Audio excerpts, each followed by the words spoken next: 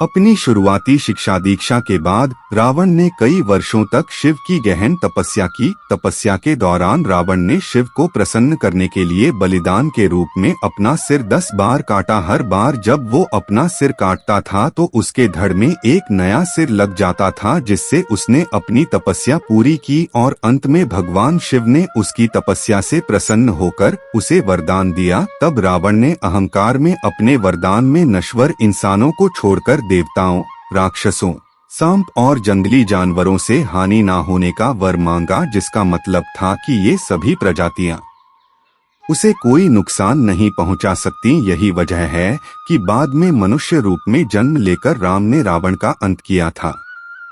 रामायण, विजयदशमी या दिवाली का जिक्र होने पर हमारे मन में सबसे पहला ख्याल श्री राम और रावण के युद्ध और भगवान राम द्वारा रावण के अंत का आता है।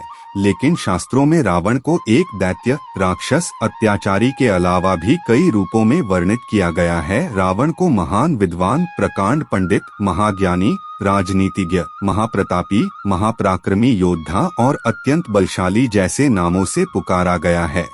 रामायण में जिक्र है कि राम ने भी एक बार रावण को महाविद्वान, उसके ज्ञान के संदर्भ में महान ब्राह्मण के रूप में संबोधित किया था। रामायण में रावण को ऋषि विश्रवा की संतान बताया गया है, लेकिन उसकी मां कैकसी क्षत्रिय राक्षस कुल की थीं, इसलिए उसे ब्रह्म राक्षस कहा जाता था।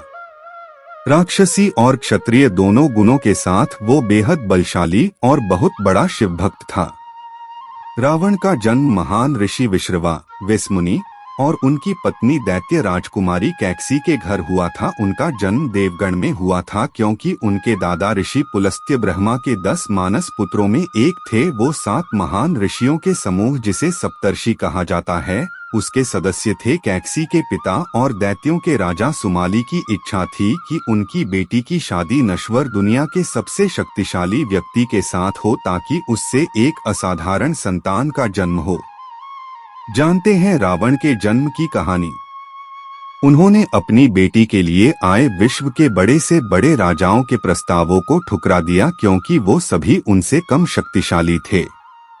कैकसी ने इसके बाद ऋषियों में अपने लिए वर की खोज की और आखिर में विश्रवा ऋषि को शादी के लिए चुना, जिनका एक और बेटा कुबेर था। रावण ने बाद में अपने सौतेले भाई कुबेर से लंका छीन ली और उसका राजा बन गया। रावण के 2 भाई विभीषण और कुंभकर्ण थे। कुछ स्रोतों में अहिरावण नाम के एक और भाई का उल्लेख भी है। उनकी मां के कुल का संबंध मारीच और सुबाहु दैत्यों के परिवार से था। कैकसी ने एक बेटी को भी जन्म दिया था, जिसका नाम चंद्रमुखी, चंद्रमा जैसी चेहरे वाली लड़की था, जिसे बाद में राक्षसी शूर्पणखा के नाम से जाना गया। पिता विश्रवा अपने बेटे रावण को आक्रामक और अभिमानी होने के साथ साथ एक अनुकरणीय विद्वान कहते थे। विश्रवा के संरक्षण में रावण ने वेदों, पवित्र ग्रंथों, क्षत्रियों के ज्ञान और युद्धकला में महारत हासिल की। रावण एक उत्कृष्ट वीणा वादक भी था और उसके ध्वज के चिन्ह पर वीणा का भी चित्र दिखाई देता था। रावण दैत्यों की नैतिकता को बनाए रखे, इसके लिए रावण के नाना सुमाली ने अथक प्रयास किए। रामायण में वर्णन है कि रावण का यदुओं के क्षेत्र से घनिष्ठ संबंध था, जिसमें दिल्ली के दक्षिण में मथुरा शहर से लेकर गुजरात, महाराष्ट्र, राजस्थान के कुछ हिस्से शामिल थे। माना जाता है कि रावण का संबंध लवनासुर से भी था, जो मधुपुरा, मथुरा का एक राक्षस था। लवनासुर को राम के सबसे छोटे भाई शत्रुघ्न ने मारा था। यदु क्षेत्र में नर्मदा के तट पर एक बार भगवान शिव की पूजा करने के बाद रावण को सबसे महान यदु राजाओं में एक राजा कार्तवीर्य अर्जुन के सिपाहियों ने पकड़ लिया और उसे कई दिनों तक अपनी कैद में रखा। रामायण के संदर्भों में बहुत साफ साफ कहा गया है कि रावण पूरी तरह मनुष्यों या फिर असुर के समान नहीं था, वो इससे कहीं बढ़कर था। अपनी शुरुआती शिक्षा के बाद रावण ने कई वर्षों तक शिव की गहन तपस्या की। तपस्या के दौरान रावण ने शिव को प्रसन्न करने के लिए बलिदान के रूप में अपना सिर 10 बार काटा। हर बार जब वो अपना सिर काटता था तो उसके धड़ में एक नया सिर लग जाता था, जिससे उसने अपनी तपस्या पूरी की और अंत में भगवान शिव ने उसकी तपस्या से प्रसन्न होकर उसे वरदान दिया। रावण ने भगवान शिव से अमरता, सदा अमर रहने का वर मांगा, जिसे शिव ने देने से इनकार कर दिया, लेकिन उन्होंने उसे अमरता का दिव्य अमृत दिया। इस वर का अर्थ था कि रावण जब तक जीवित रहेगा तब तक उसे परास्त नहीं किया जा सकता। रावण ने अहंकार में अपने वरदान में नश्वर इंसानों को छोड़कर देवताओं, राक्षसों, सांप और जंगली जानवरों से हानि न होने का वर मांगा, जिसका मतलब था कि ये सभी प्रजातियां उसे कोई नुकसान नहीं पहुंचा सकती। यही वजह है कि बाद में मनुष्य के रूप में जन्म लेकर राम ने रावण का अंत किया था। शिव ने उसे उसके सभी 10 कटे हुए सिरों के अलावा दिव्य शस्त्र और कई प्रकार के चमत्कार की शक्ति दी। इसी वजह से रावण को दशमुख या दशानन कहा गया। इन वरदानों को हासिल करने के बाद रावण ने अपने दादा सुमाली की तलाश की और अपनी शक्ति का विस्तार करने के लिए सेना का नेतृत्व करने लगा। इसके बाद रावण की नजर लंका पर पड़ी और उसने उस पर कब्जा जमाने की कोशिश शुरू कर दी। लंका एक बेहद सुंदर और रमणीय शहर था, जिसे शिव और पार्वती के लिए विश्वकर्मा द्वारा बनाया गया था। बाद में ऋषि विश्रवा ने लंका में यज्ञ के बाद शिव से उसे दक्षिणा के रूप में मांग लिया।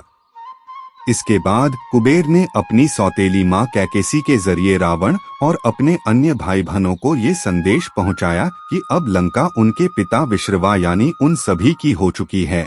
लेकिन बाद में रावण ने लंका को बलपूर्वक छीन लेने की धमकी दी, जिसके बाद उसके पिता विश्रवा ने कुबेर को सलाह दी कि वो लंका रावण को दे दें, क्योंकि रावण अब अपराजेय है। इस तरह रावण ने लंका पर कब्जा कर लिया। लंका पर विजय के बाद रावण शिव से मिलने के लिए कैलाश पर्वत पहुंचा। शिव के वाहन नंदी ने रावण को अंदर जाने से मना कर दिया। इससे वो नाराज हो गया और नंदी को चिढ़ाने लगा। बदले में नंदी भी क्रोधित हो गए और रावण को श्राप दिया कि लंका को एक वानर द्वारा नष्ट किया जाएगा। नंदी के सामने शिव के प्रति अपना प्रेम दिखाने के लिए रावण ने कैलाश पर्वत को उठा लिया और कहा कि वो शिव समेत पूरे कैलाश को लंका ले जाएगा।